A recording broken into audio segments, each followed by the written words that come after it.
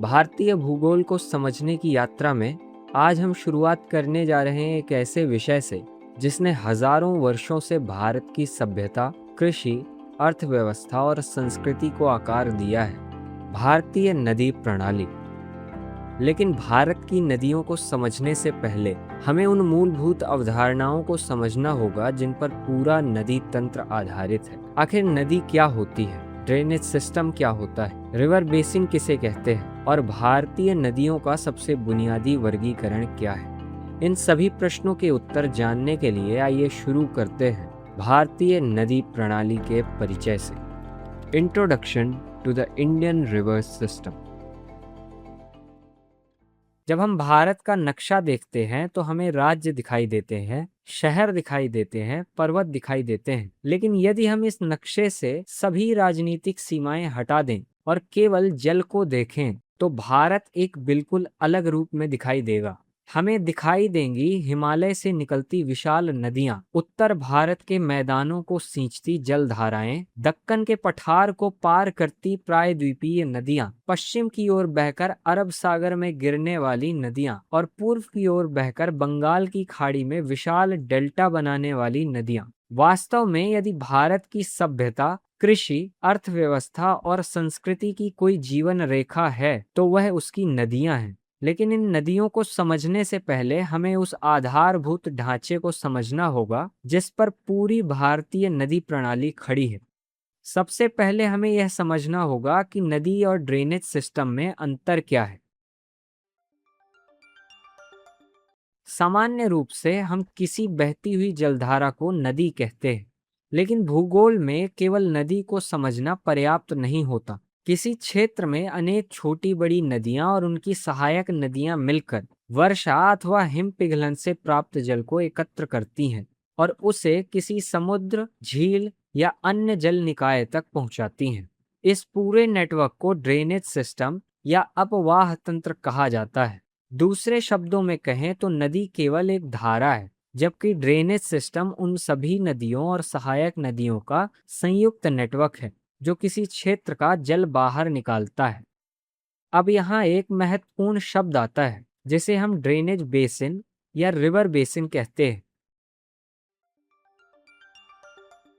किसी नदी और उसकी सहायक नदियों द्वारा जिस पूरे क्षेत्र का जल एकत्र किया जाता है वह उस नदी का बेसिन कहलाता है। उदाहरण के लिए गंगा केवल एक नदी नहीं है, इसके साथ यमुना, घाघरा, गंडक, कोसी, रामगंगा और सोन जैसी अनेक सहायक नदियां जुड़ी हुई हैं।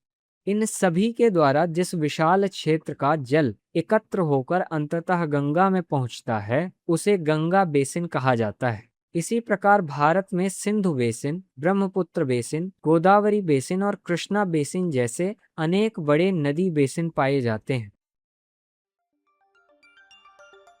यदि हम भारतीय नदियों का सबसे महत्वपूर्ण वर्गीकरण करें तो पूरी भारतीय नदी प्रणाली को दो बड़े भागों में बांटा जा सकता है, हिमालयी नदियां और प्रायद्वीपीय नदियां। यही विभाजन भारतीय नदी भूगोल की रीढ़ है। यदि यह एक अवधारणा आपको अच्छी तरह समझ आ जाए तो भारतीय नदी प्रणाली का बड़ा भाग स्वतः स्पष्ट हो जाता है। सबसे पहले बात करते हैं हिमालयी नदियों की। जैसा कि नाम से स्पष्ट है, ये नदियां हिमालयी क्षेत्र से निकलती हैं। भारत की तीन सबसे महत्वपूर्ण नदी प्रणालियां सिंधु, गंगा और ब्रह्मपुत्र इसी श्रेणी में आती हैं। हिमालयी नदियों की सबसे बड़ी विशेषता यह है कि इन्हें जल केवल वर्षा से नहीं मिलता, बल्कि हिमालय के हिमनदों और बर्फ से भी प्राप्त होता है। यही कारण है कि ये वर्ष भर बहती रहती हैं और इन्हें पर्नियल रिवर्स अर्थात 12 मासी नदियां कहा जाता है।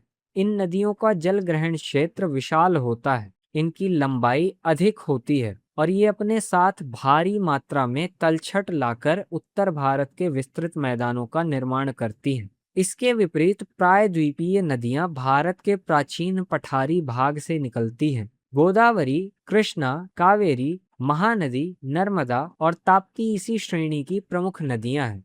हिमालयी नदियों की तुलना में ये अधिक प्राचीन मानी जाती हैं। अधिकांश प्रायद्वीपीय नदियां मुख्यतः मानसूनी वर्षा पर निर्भर करती हैं, इसलिए इनके जल प्रवाह में मौसमी परिवर्तन अधिक देखने को मिलता है। इनके मार्ग अपेक्षाकृत स्थिर होते हैं और ये कठोर चट्टानी क्षेत्रों से होकर बहती हैं। अब यदि हम हिमालयी और प्रायद्वीपीय नदियों की तुलना करें तो कुछ महत्वपूर्ण अंतर सामने आते हैं। हिमालयी नदियां अपेक्षाकृत युवा हैं, जबकि प्रायद्वीपीय नदियां अधिक प्राचीन हैं। हिमालयी नदियां हिमनदों और वर्षा दोनों से पोषित होती हैं, जबकि प्रायद्वीपीय नदियां मुख्यतः वर्षा पर निर्भर करती हैं। हिमालयी नदियों में वर्ष भर जल बना रहता है, जबकि प्रायद्वीपीय नदियों में मानसून का प्रभाव अधिक स्पष्ट दिखाई देता है। यही कारण है कि दोनों प्रकार की नदियों का व्यवहार, घाटियां और अपवाह प्रणाली भी अलग-अलग होती है। अब एक और महत्वपूर्ण अवधारणा को समझते हैं, जिसे ड्रेनेज पैटर्न कहा जाता है।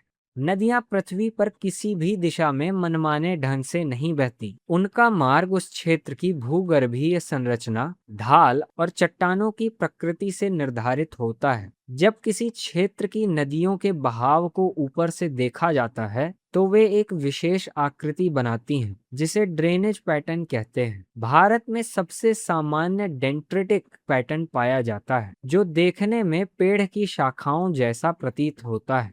इसके अतिरिक्त ट्रेलिस, रेक्टेंगुलर, रेडियल और सेंट्रीपिटल जैसे ड्रेनेज पैटर्न भी विभिन्न क्षेत्रों में देखने को मिलते हैं।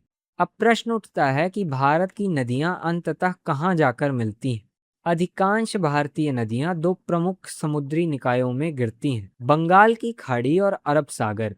गंगा, ब्रह्मपुत्र, महानदी, गोदावरी, कृष्णा और कावेरी जैसी प्रमुख नदियां बंगाल की खाड़ी में गिरती हैं।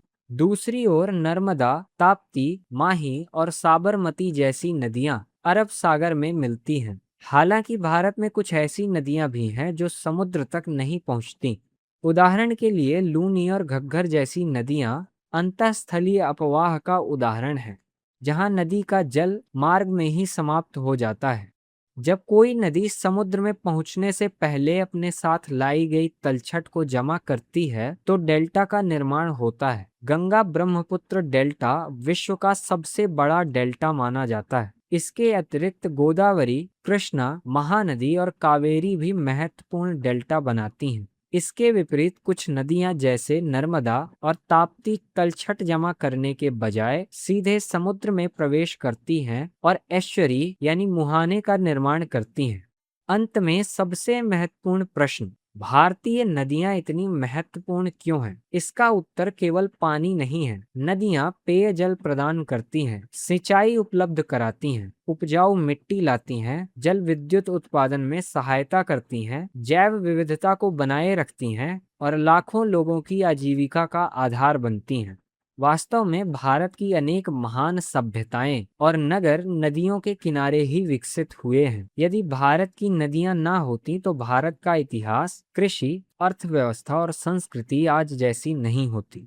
और अब जबकि हमने भारतीय नदी प्रणाली की इस संपूर्ण बुनियाद को समझ लिया है, हम अगले एपिसोड से भारत की प्रमुख नदी प्रणालियों का विस्तृत अध्ययन शुरू करेंगे। हमारी यात्रा की शुरुआत होगी सिंधु नदी प्रणाली से, जहां हम समझेंगे कि किस प्रकार हिमालय से निकलने वाली यह महान नदी और इसकी सहायक नदियां उत्तर पश्चिम भारत के भूगोल और इतिहास को आकार देती हैं। तो आगे अब हम भारतीय नदी प्रणाली की इस यात्रा का अगला चरण शुरू करेंगे।